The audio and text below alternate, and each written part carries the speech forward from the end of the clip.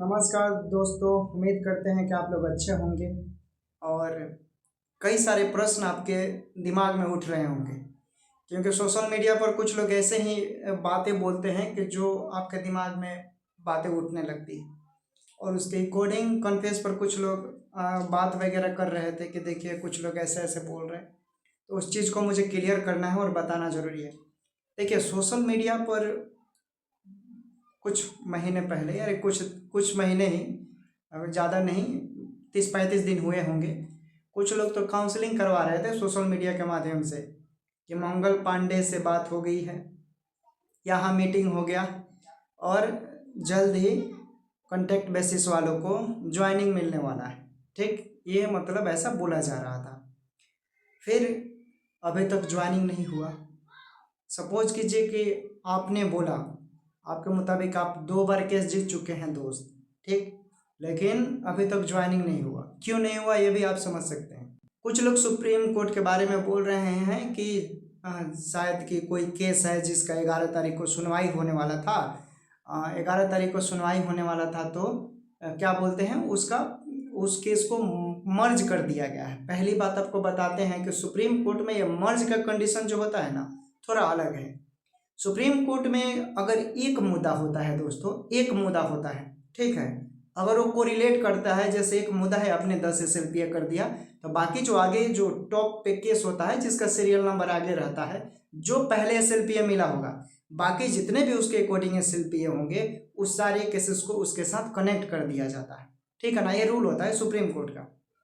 ठीक, मर्ज नहीं होता है भाई। कुछ लोग काउंसलिंग करवा रहे थे, ज्वाइनिंग करवा रहे थे, लेकिन अभी तक संविदा वालों को ज्वाइनिंग नहीं हुआ। संविदा वाले भी लोग बोल ही रहे होंगे कि भाई कैसा आदमी है, बोलता कुछ और है करता कुछ और है। तो थोड़ा बहुत बोलने से पहले भी लोगों को समझ लेना चाहिए कि हम जो बोल रहे हैं वो क्या ऑथेंटिक है या नहीं। सोशल मीडिया है, कोई कुछ भी बोल सकता है, तो उसके अकॉर्डिंग आप उस पर ध्यान नहीं देना है, आपको इग्नोर करना है वैसे चीज़ों के। अब देखिए सुप्रीम कोर्ट में भाई कुछ लोग बोल रहे हैं कि CBT क्वालिफाई का कैसे जीत होगा, तो हम ये बताना चाहते हैं। देखिए आप कंप्यूटर बेस्ड हैं, आपने एग्जाम पास किया है किस मुद्दे पे, आप जब बिहार टेक्निकल सर्विस कमीशन का आप नोटिस उठाएंगे BTSC का, तो आप पढ़ेंगे और उसमें स्पष्ट रूप से लिखा हुआ है दोस्तों कि, पढ़कर हम बता देते हैं, हमारे पास है ये सब चीज़ें, ठीक है ना। इसमें है कि चयन प्रक्रिया में आगे आयोग संशोधन करेगी। चयन प्रक्रिया में संशोधन आगे किया जा सकता है, एलिजिबल क्राइटेरिया को आप नहीं बदल सकते हैं। ठीक, ऐसा एक पॉइंट है दोस्त, आप पढ़ लीजिएगा नोटिस, आपको मालूम चल जाएगा। ठीक, सुप्रीम कोर्ट ने जो फैसला दिया है वो किस आधार पर फैसला दिया है? सुप्रीम कोर्ट ने जो फैसला दिया है वो बेशक नियम के अकॉर्डिंग है।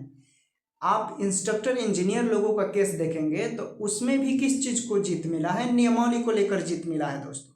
और वो जो नियम है उस नियम में फ्रेशर स्टूडेंट को और जो कॉन्टेक्ट वाले हैं उनको नौकरी मिला। ठीक, उनको मिलेगा। ITI डिप्लोमा वालों का भी क्या हो रहा है? DV, उनका DV हो रहा है, DV चालू हो गया है। इसके बाद जो BTech वाले हैं उनका DV शुरू होगा। तो उसमें देखिए कॉन्टैक्ट बेसिस वाले भी एग्ज़ाम पास किए हैं और जो फ्रेशर स्टूडेंट थे उन्होंने भी एग्ज़ाम पास किया है। तो वहाँ नियम का जीत हुआ है, लेकिन नियम में जानते हैं कैसे लोगों को रखा गया है? जिन्होंने एग्ज़ाम पास किया है, जिनका रिजल्ट हो गया है, उन्हीं लोगों को रखा गया है दोस्त। थोड़ा आप गौर से नोटिस वगैरह देख लीजिए, आपको भी मालूम चल जाएगा। अभी हाल ही फिलहाल में मैं बार बार बोलता हूँ, प्रत्येक वीडियो में याद दिलाने के लिए बोलता हूँ कि ताकि आपके दिमाग में यह फिट बैठ जाए कि सुप्रीम कोर्ट ने हाल ही फिलहाल में कुछ दिनों में जो जजमेंट दिया है वो भी क्या था? भर्ती प्रक्रिया को लेकर था, एग्जाम को लेकर था। उसमें भी उसने बोला ना, जब केस BTSC का गया था, JEE को लेकर गया था उसमें, तो उसमें भी उसने बोला ना कि जिसका मेरिट बन गया है, जिन्होंने एग्जाम पास कर लिया है, ठीक है, जिनका रिजल्ट हो चुका है, और बहुत सारे प्रक्रियाएं, रिजल्ट होने का मतलब कि आपने देख लिया, आपका वेबसाइट पे नाम मतलब शो कर दिया, ठीक है, कि हाँ आपका रैंक इतना है, आपका स्कोर इतना है। अगर ये सब चीज़ें क्लियर है तो आपको फेल करार नहीं दिया जाएगा। ये भी सुप्रीम कोर्ट का ऑर्डर है। बीटीएससी जेई को लेकर। ये सुप्रीम कोर्ट का ऑर्डर है। अगर आपको नहीं मालूम है तो आप गूगल पर भी सर्च कर सकते हैं। ठीक है, मेरा टेलीग्राम है, वहाँ पर भी इसको मैंने डाल दिया है, कई लोगों ने देख भी लिया होगा। ठीक, वहाँ पे ये सब चीज़ें हैं, अगर आपको नहीं मालूम है तो आप देख लीजिए।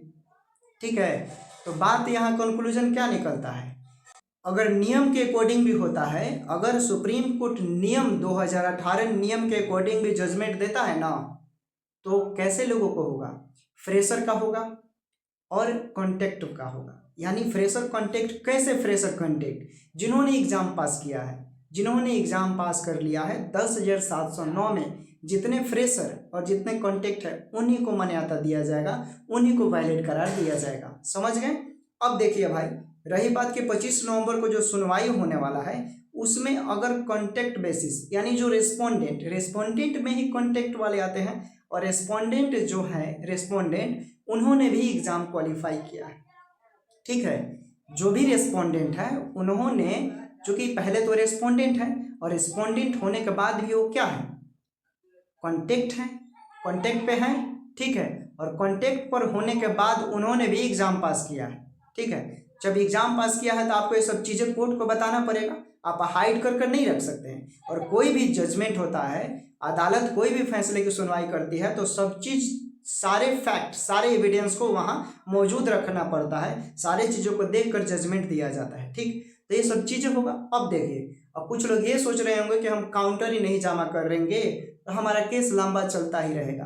भारतीय संविधान का, ठीक है ना, कोर्ट का कुछ रूल होता है, आप एक बार काउंटर नहीं देंगे, 2 बार नहीं देंगे, 3 बार नहीं देंगे, 4 बार नहीं देंगे, मैक्सिमम अगर आप 5 बार, 5 से 6 बार काउंटर को इग्नोर कर रहे हैं, अगर आप जमा नहीं कर रहे हैं, ठीक, अगर आप जमा नहीं कर रहे हैं तो समझ लीजिए कि जो जजमेंट होता है वो जजमेंट एक तरफा दे दिया जाता है। एक तरफा मतलब किसको, जो पेटिशनर है।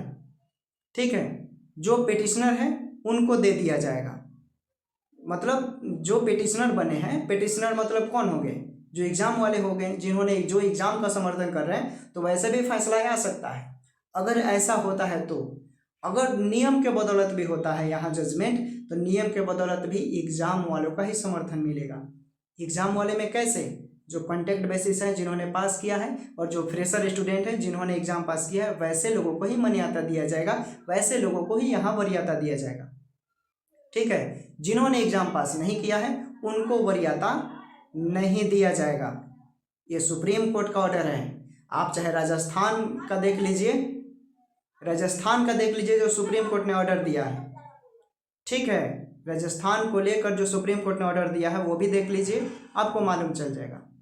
जो भी जजमेंट आएगा, अगर नियम के अकॉर्डिंग भी आता है तो फ्रेशर कॉन्टेक्ट दोनों को वरीयता दिया जाएगा।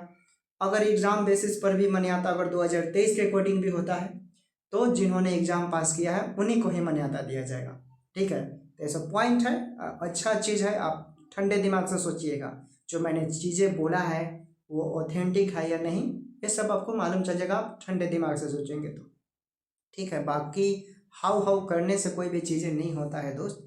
ठीक है, कोई भी चीज़ें अगर आप बता रहे हैं तो भाई ऑथेंटिकल बातें बोलिए, ऑथेंटिक है, जो लगे कि हाँ ये फैक्ट है, फैक्चुअल है और ये सब कॉन्स्टिट्यूशनल है, संवैधानिक है। बाकी तो हम भी आकर कुछ भी बोल सकते हैं। अगर हम बोलना शुरू कर देना, अगर जिस दिन हम बोलना शुरू कर दें तो कई लोगों को तकलीफ हो जाएगा, लेकिन हमको वैसा करना नहीं आता। हमारा ये प्रोफेशन नहीं है, हमारा कुछ और भी इससे हट कर कई ऐसे चीज़ें हैं जो सब देखना पड़ता है। बाकी जिस दिन हम इस पर फुली डिपेंड हो गए तकलीफ हो जाएगा।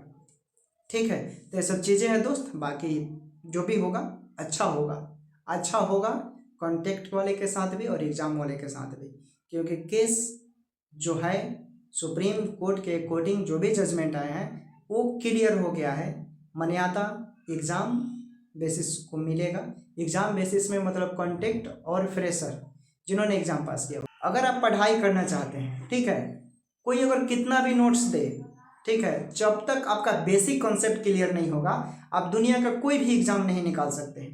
ये नहीं निकलेगा, आप लिख कर रख लीजिए।